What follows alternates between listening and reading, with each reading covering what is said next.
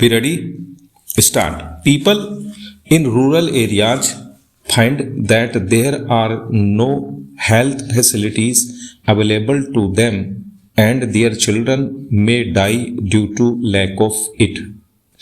In order to have security both in terms of child survival and old age support, they go for at least 3 or 4 children. The better off in the society, however, can take greater care of their children because of being sure of getting all the medical care that science and technology can provide them in today's world. In the name of health care being the responsibility of the society or the state, we are actually leaving poor rural folks to their own fate. We should not forget that we have given them freedom to live as they like.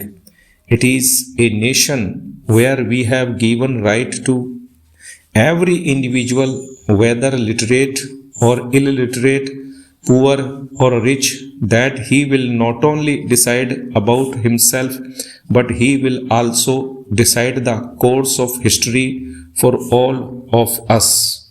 If more than 50% of population is below poverty line, if more than 50% people are illiterate in this country, what is going to happen? What will be the psychological impact of this section of the society on others and the leadership? The other related question for human capital building up is the nature and quality of the educational system.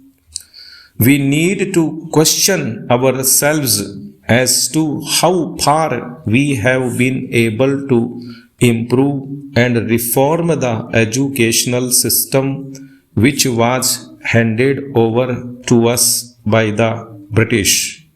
In spite of a large number of studies, reports of committees and high power commissions and their recommendations, the educational system in the country in essence continues to be the same as it was during the colonial phase of Indian history.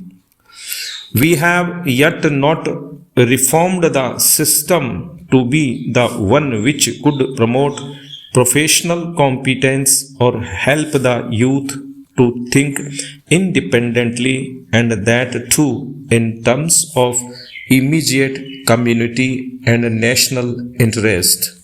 The educational system needs to be thought of in a different manner than what has been the case so far. Spread of education is closely associated with population control. This has been amply demonstrated in Kerala, which has the highest literacy rate and the lowest rate of population growth. The opposite is true of states like Madhya Pradesh and Rajasthan, where literacy rate is not high. Education, particularly among the women, increases the effectiveness of population control programs. To build human capital of excellence has therefore to be the primary concern of a purposeful population policy. Education of women is particularly important, and this aspect of education is lacking in our country. If women are educated, they can take better care of their children and play a great role in making them healthy, useful, and intelligent citizens. I shall like to emphasize that we should arrange to provide to every child, whether a boy or a girl, a free and compulsory education up to the age of 14 years as an urgent national endeavor as given in the directive principles of the Constitution. Providing education and health care to all children means that they grow into a healthy young man or young woman who would expect productive jobs in order to lead a life of dignity. Here comes the problem of employment. With the advancement of technology and the associated luxury and comfort that people are enjoying in many parts of the world, we are also aspiring to have the same facilities in our lives. But I know that all the indigenous methods that were providing jobs to millions of our people, though are not enough to provide a comfortable life, can at least give them sustenance. This employment to millions is being threatened by technology. Since survival is the basic instinct of human beings, people are not bothered about what will be the future of India or whether they will have the comforts and benefits of technology. They are simply interested in survival.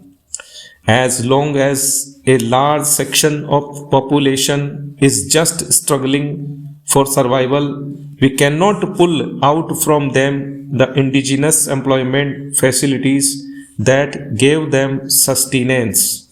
Unless we think afresh about education, employment, and health services in the changing climate, I don't think we shall be able to make a great impact on population front. Our population policy therefore must relate to the question of employment. How best to exploit the human capital remains a critical question.